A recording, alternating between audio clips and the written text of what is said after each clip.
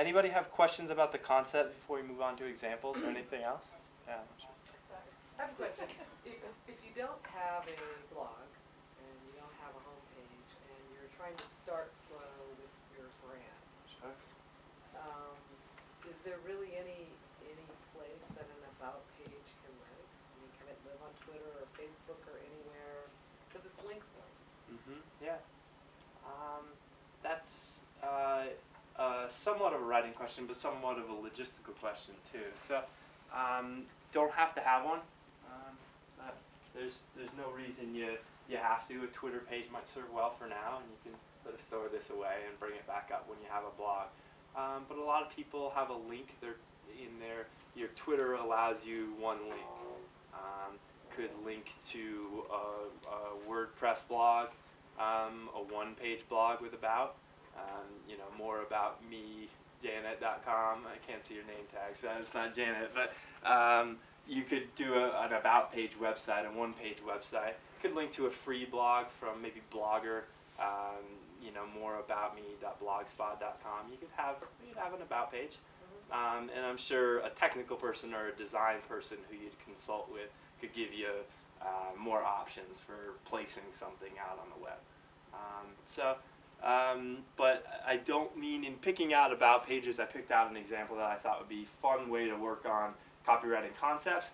The things I'm talking about here are for about page, but I'm also, without explicitly saying it, these are copywriting skills that you take everywhere you go. So a smaller profile in these other spaces would still contain these elements. Sure. And tie back to your larger about page. Yeah, exactly. So your Twitter bio, ideally the first night of class we did with Gwen when I was here, you write a paragraph for your Twitter bio and then you write a sentence.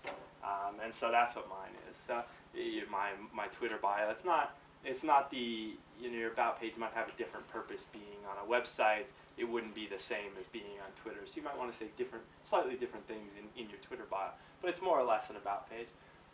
The act of writing who you are and what you do is a skill you take anywhere in social media, and a skill you take anywhere in a blog or a website when you get to developing those. And in your tweets, it'll come through as well. My tweets might be about cereal or cheese or any number of things. But once I have a solid foundation, once I know who my brand is, and once I know what my brand is communicating, it transmits. That's a lot of writing to me is forming my ideas, having them, gaining control, and being able to present them powerfully. That skill of being able to present the ideas powerfully in your about page or anywhere on the internet is an extremely useful skill in social media, even if you don't have an about page.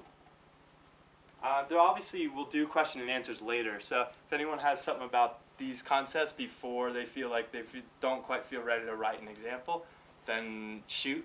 And if not, if you have more general writing questions, I'm more or less just prepared this real quick and have a longer Q&A session after, sort of my preference of interaction. You just mentioned something that you write about cereal. What does that have to do with? I do. Why? I'm just wondering, do we need to know that? Okay. Does that affect what we're going to write about tonight? I hope unless your about page is a cereal, I don't think it does. It was a quick off the top of my head example of what I would tweet about on Twitter. So I was saying that with my own personal brand in mind and with what I want to communicate in mind, it manifests itself consciously or unconsciously into everything I write, even if it is about cereal. So that you'd present your ideas powerfully about cereal. Perhaps, yeah. I don't know if I choose cereal for that exact purpose, but the point is not that I choose cereal to make my point, to communicate my brand, but the point more or less is that once I know what my brand is, it comes through all my writings, no matter the subject. I did tweet about cheese earlier, so that one was not. Okay. Can we come over? What's that? Yeah, sure. Across the cheese? I have plenty. Costco special. Why don't we try an example? That's really the best way to do it. So why don't we shoot for maybe a paragraph? I shoot, usually my about pages are 2 to 3 if you have time to do it. But obviously this isn't as much for producing a final product. That takes time and a little bit more effort, I believe. But more or less just an example to give it a try. I don't know if you have a computer in front of you, you can write something down. So if you have a business you came to work on, go ahead and maybe write a paragraph about it. If you're working on your personal brand, write an individual paragraph about yourself. So imagine you're starting a blog tomorrow, which I imagine some of you will. I think you'll really see the value in it. And some of you might already have it, so if you do, you can bring it up and edit it or work on it. But why don't we do that? Paragraph or two, give it 5 or 10 minutes. If anyone wants, I'll go ahead and be up here if you want some help or some context or some starting material. Or if not, we'll talk in 5 or 10 and we'll go over some examples and maybe do some on-the-fly editing and read a paragraph. We can. It's just a paragraph. Okay, then read a paragraph and a half. How Do you about want to that? stand up so we can see you? Hi there. My name is Deborah Flick, and Sadie is my adolescent chocolate standard poodle. She's 2 years old, shy, afraid of new people and things, and very sweet. She's my teacher, and every day it seems she challenges me with a new lesson plan. I must be a slow learner, because Sadie insists that we cover previous lessons, practicing patience, for example, over and over. At this point, I don't see graduating from Sadie's school for hapless humans anytime soon. But that's okay. I'll happily sit at the paws of the master for as long as it takes. Much easier was earning my PhD in communication from the University of Colorado Boulder. My professional background is in communication and diversity. You can find out about that at my website. This blog is all about what Sadie is teaching me. Do you feel comfortable opening it up for comments? Or you Sure, rather- of course. Why don't we do just 3 things, 1 or 2 things that popped out to you? Anybody do like 3 of them that just popped out, concepts that we can pick up on from that, things you liked? Or didn't, is okay. I'll start with the high there. That's a personal favorite of mine. Maybe just because I'm a woodsy. But if we were talking about being direct and conversational and honest, is there any other way, better way than saying hi?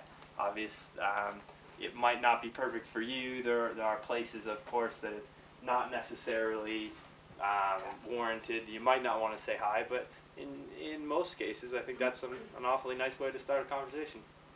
So I like that about it. That stuck out to me. I felt myself saying hi, and you already got me. First sentence, you have me engaged. So I like that. Any other thoughts? Concepts you guys can pull out? If there's nothing, we can have another example. Sure. I thought it was very clever, and even though I was having a little trouble hearing you, I was really trying to listen because I thought it was really interesting. It was about your dog, right? And how you just kind of pulled me in because you're obviously a very good writer. And then you kind of finished it with who you are, and if you want to learn more about me from the professional side, go here, but this is what my blog is about. So I thought it was really clever. Kind of engaged me into reading more. I'm going to agree with Denise, and I was not expecting you to say the word PhD No. or professor. Like, I was just like, oh, she has a puppy, and, that's really, Right. that's really sweet. So that's the hook, I Yeah. guess. Yeah. And I think you think people are going to read every word on your about page because, like, you wrote it and it's, like, really special and all that. But they don't. They're going to scan it and they're going to see dog, PhD, what? And then they'll go back and read it. So, I think it's nice to have a little juxtaposition in there. And it's very witty and it'll catch people's attention and make them want to read the whole thing. Yeah.